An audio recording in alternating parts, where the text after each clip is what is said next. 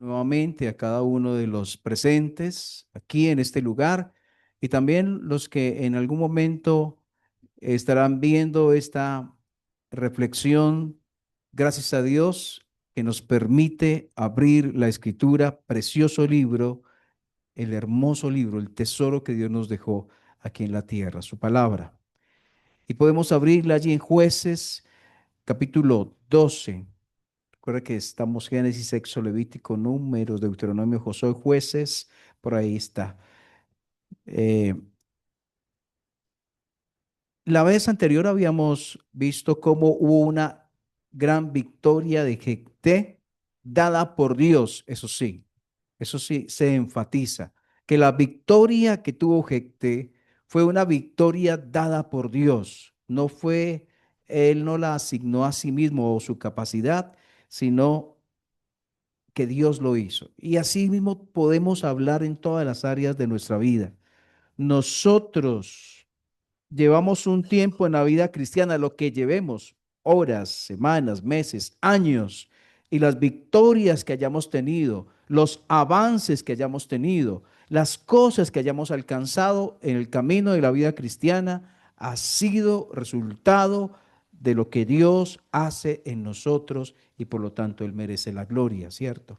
Las transformaciones, los ministerios, el desarrollo de los dones, cualquier cosa que pueda decirse es positivo, es bueno, es bendición, Dios lo ha hecho en nosotros. Entonces, qué bueno recordar eso y no olvidarlo. Dios lo ha hecho en mí, Dios lo está haciendo en mí.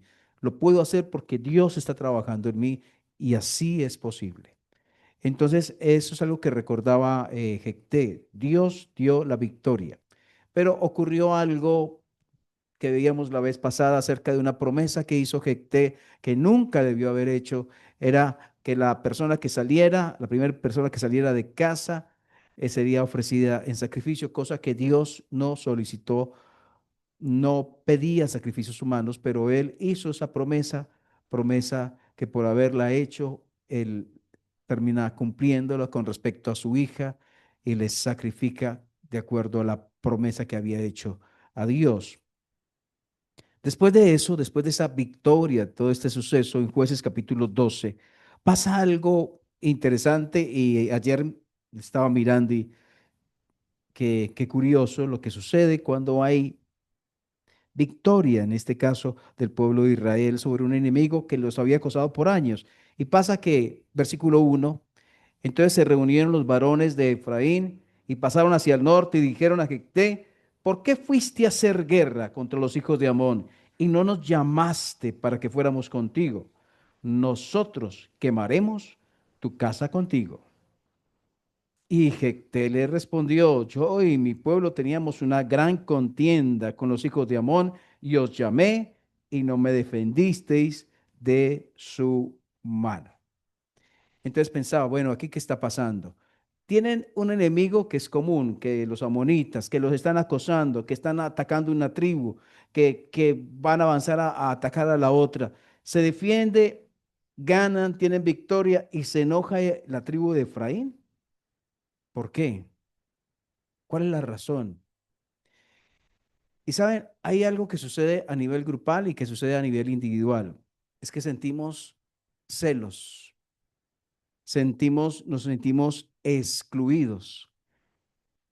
Usted de pronto piensa en algo que pasó en su familia o aún en la misma iglesia puede pasar, donde se hicieron cosas, salieron bien, pero esas cosas que se hicieron y que salieron bien, usted sintió como que no lo tuvieron en cuenta. Sí, les quedó muy bonito, pero me hubiera gustado participar. Y cosas así, de pronto pienso que sucedió en el corazón de las personas de Efraín. Estaban, miren, miren la actitud con que se acercan, obsérvenla bien. ¿Cómo la ven? Les dicen los de Efraín a él, miren, ¿por qué pues, ahí en el versículo 1, por qué fuiste a hacer guerra contra los hijos de Amón y no nos llamaste para que fuéramos contigo? Nosotros quemaremos tu casa contigo. ¿Cómo ven esa actitud? Difícil, ¿cierto? Es agresiva. Es una actitud que invita a la confrontación, que más de uno de nosotros, un momentico, usted está, yo también tengo que hablar. Entonces, también nos enojamos, también respondemos fuerte, a veces en situaciones, y a veces el fuego con fuego no se apaga, sino crece. ¿Se acuerdan ustedes de una situación parecida que le pasó a uno de los jueces que alguien le hizo un reclamo? Por allá, unos pocos capítulos atrás. Si usted se fija, vamos a ver jueces 8 para hacer un recorderis de algo que pasó.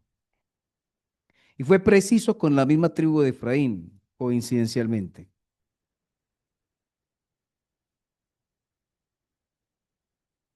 Jueces 8, versículo 1. Igual habían tenido una victoria, ya este no era Jecté, este era Gedeón. Gedeón había tenido una victoria, pero ya es Gedeón y por el otro lado la tribu de Efraín.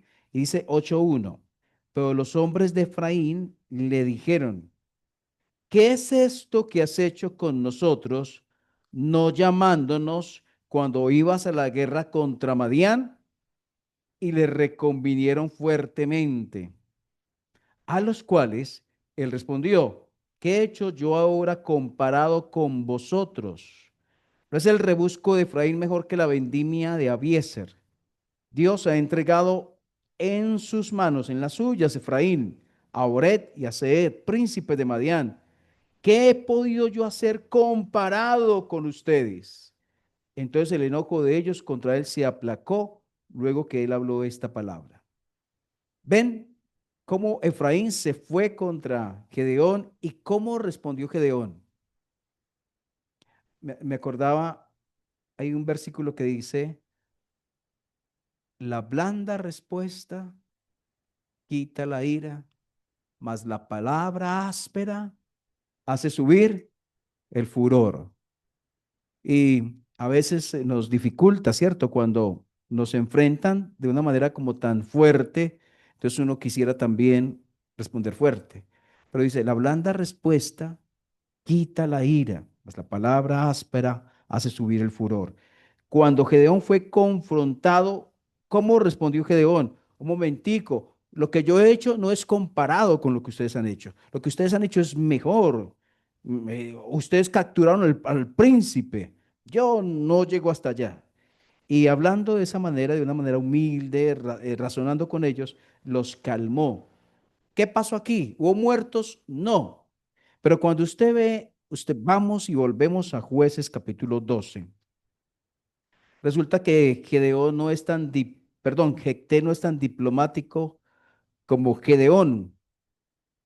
Y lo que responde es en el versículo 2 es, yo y mi pueblo teníamos una gran contienda con los hijos de Amón y os llamé y no me defendisteis de su mano.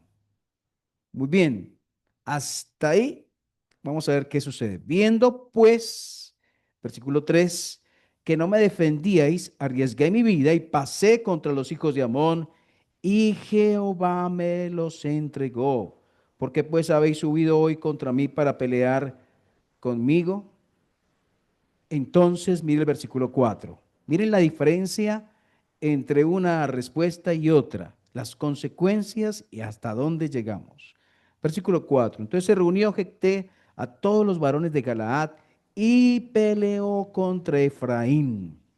Y los de Galaad derrotaron a Efraín, porque habían dicho, vosotros sois fugitivos de Efraín, vosotros los galaditas en medio de Efraín y Manasés. ¿De dónde, de qué pueblo eran los de Galaad? Eran de Israel, ¿cierto? Eran de Israel. ¿Y los de Efraín eran de dónde? De Israel. O sea que el pueblo de Dios estaba luchando contra el pueblo de Dios. ¿Será que eso pasa hoy? ¿Será que el pueblo de Dios hoy lucha contra el pueblo de Dios? Hay peleas internas en el pueblo de Dios. Nos hacemos daño dentro del pueblo de Dios. Entonces, Miren lo que hacían, miren lo que pasan con los acentos en el versículo 5 y creo que es 6. Dice, y los galaditas tomaron los vados del Jordán a los de Efraín, y aconteció que cuando decían los fugitivos de Efraín, quiero pasar, los de Galaad le preguntaban, ¿eres usted efrateo? Sí, él respondía, si él respondía no, bueno, ¿qué pasa? Ellos pelearon los de Galaad y los de Efraín. Resulta que los de Galaad ganaron y tomaron como un paso que había para devolverse los de Efraín a su lugar, a su tierra. Entonces ahí los bloqueaban. Por aquí tienen que pasar. Entonces se hicieron ahí. Listo. Por aquí tienen que pasar los de Galaad. Vamos a ver qué pasa. ¿Qué iba a suceder? Resulta que si, mírenlo como hacían con ellos, versículo 6. Entonces les decían, ahora pues di Chibolet. Y los de Efraín no pueden decir Chibolet. Entonces, los de Efraín, perdón, sí, los de Efraín no ponían Chibolet, sino que decían Sibolet. Y él decía Sibolet porque no podía pronunciarlo correctamente. Entonces le echaban mano y le degollaban junto a los vados del Jordán y murieron entonces de los de Efraín 42.000. ¿Ven? Hubo 42.000 almas que murieron porque no se manejaron adecuadamente las confrontaciones, porque no se manejó sabiamente, no se respondió sabiamente y porque se dejó el corazón enojarse, porque es que no me tuvieron en cuenta, porque es que no nos llamaron, porque es que no nos dijeron, fueron y no nos dijeron. Nosotros estamos pintados, a nosotros no nos dijeron, no nos avisaron. Entonces, ¿por qué no? Hágame el favor, respete. Todas esas cosas no son de Dios. Sentirnos excluidos es natural y tal vez cada uno de los que estamos aquí en algún momento nos hemos sentido así, ¿cierto? De pronto en casa no me tuvieron en cuenta, de pronto en el trabajo, de pronto en la iglesia de Dios, en la familia, no me tuvieron en cuenta y me hicieron como a un lado, consciente o inconscientemente. El tema es yo cómo lo resuelvo. ¿Cómo enfrento mis emociones, mis iras, mis resentimientos, mis rabias aquí interna, de manera que eso no se desarrolle, que no llegue a ser como un volcán que luego haga erupción? ¿De qué manera manejo mis frustraciones? ¿Cierto? Señor, siento rabia, Señor, me siento enojado por esto, Señor, me siento molesto con esta persona de la iglesia, este hermano, esta hermana, me siento molesto con mi mamá, con mi hermano, me siento mal por esto, Señor, ayúdame, porque es que tengo ira, quisiera decirle esto, quisiera enfrentarlo y hacerle sentir también lo mal que yo me siento, para que él vea que las cosas no son, cualquier cosa que pase por nuestra cabeza debería ser llevada a los pies del Señor y pedirle al Señor que trate con esas emociones que pueden dañarnos, que nos dañan y que dañan a otros. ¿Dónde comenzó? ¿Qué tal si Efraín se hubiera reunido un momentico? Porque vamos a ir donde Jecté, porque vamos a ir a hacerle reclamo, a decirle que vamos a quemarle la casa y lo vamos a él dentro de la casa, lo vamos a dejar y lo vamos a quemar a todos ellos. Si deberíamos estar celebrando que Dios dio una victoria, si deberíamos estar celebrando que Dios nos ayudó y nos liberó de un enemigo común, en lugar de celebrar, estaban resentidos. No nos permite el resentimiento disfrutar de las victorias que Dios da. No permite el resentimiento disfrutar de las bendiciones que Dios da a diario.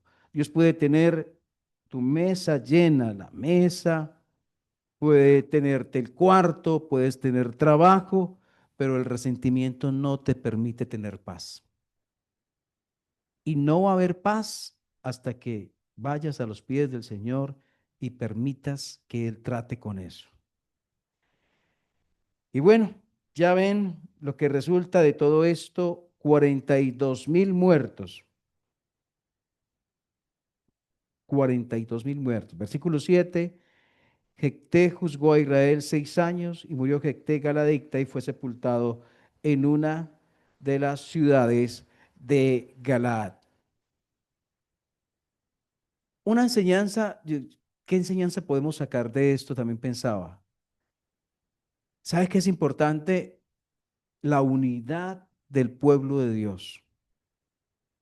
Porque en lugar de unirse, de mirar, bueno, ¿qué más hacemos? Jecté, vinimos, queremos ayudar, tú nos habías buscado, de pronto no vinimos, pero ahora estamos aquí, ¿qué quieres que hagamos? En lugar de unirse, de mirar un propósito juntos, están uno en contra del otro.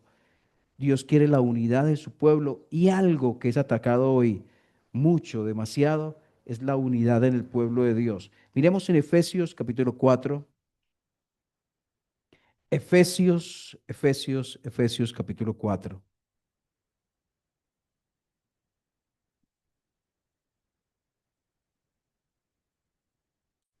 versículo 1.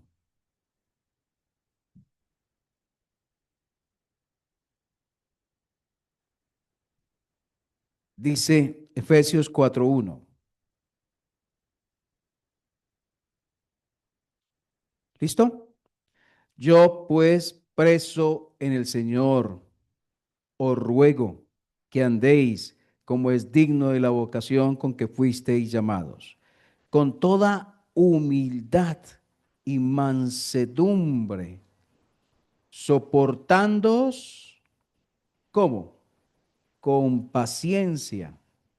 ¿Cómo? ¿Que me soporten a mí? No, que yo soporte y que me soporten, porque dice, soportándoos con paciencia los unos a los otros en amor, solícitos en guardar la unidad del Espíritu en el vínculo de la paz, un cuerpo, un espíritu, como fuisteis también llamados en una misma esperanza de vuestra vocación, un Señor, una fe, un bautismo, un Dios y Padre de todos, el cual es sobre todos y por todos y en todos. Entonces, Dios quiere que estemos unidos, Dios quiere que seamos uno, no solamente en cuanto a tener un grupo acá, sino a pensar en lo mismo, a tener un mismo propósito de corazón para servirle a Él como Él quiere. Yo quiero que pienses en tu corazón si hay resentimientos, honestamente delante de Dios. No me digas a mí, no, sí, sí, sí. No, piensa delante de Dios. Si en tu corazón te sientes frustrado, sientes ira con alguien o molestia con alguien de la iglesia o fuera de la iglesia o en la familia, donde te sientes que has sido desconocido, excluido, puesto aparte. Si ese sentimiento está ahí, piénsalo y llévalo hoy a los pies del Señor y Señor, aquí está este sentimiento, siento tanta ira, tanta molestia, me siento enojado o enojada y quisiera reaccionar, lo he tenido aquí por tiempos, por meses, por años, por semanas, por horas, Señor, pero quiero traerlo hoy a tus pies, porque tal sentimiento no es bueno. Cristo murió por mis pecados. Hay que entender eso. Cristo murió por mis pecados, pero también murió por ese pecado de esa persona que me ofendió a mí. Ese pecado con el cual me ofendió, es ese que me hizo como un cero, que me excluyó, que no pensó en mí, que no me miró, que no sé qué. Ese pecado que cometieron contra mí, por ese pecado Cristo murió en la cruz. Entonces, si Cristo pagó por ese pecado, ¿yo por qué tengo que cobrar por ese pecado? Los sentimientos de rechazo pueden ser justos. Nosotros podemos sentirlos, pero lo que no podemos dejar es que esos sentimientos crezcan en nuestro corazón, que avancen de tal manera que estemos llenos de enojo y en un momento dado eh, nuestro corazón reviente. Qué difícil es manejar una crítica, especialmente cuando esas críticas son agresivas, ¿cierto? Si evitamos confrontaciones entre hermanos, evitamos daño que se hace a la obra de Dios. ¿De qué manera yo puedo ayudar a que haya mejor unidad en la iglesia? ¿De qué manera yo puedo ayudar a evitar cosas que puedan hacer que hayan divisiones dentro de la iglesia o que yo esté dividiéndome, separándome, distanciándome de personas en el pueblo de Dios? Que Dios trate con nuestro corazón y nuestros pensamientos. Yo te invito a que cierres tus ojos allí y ores al Señor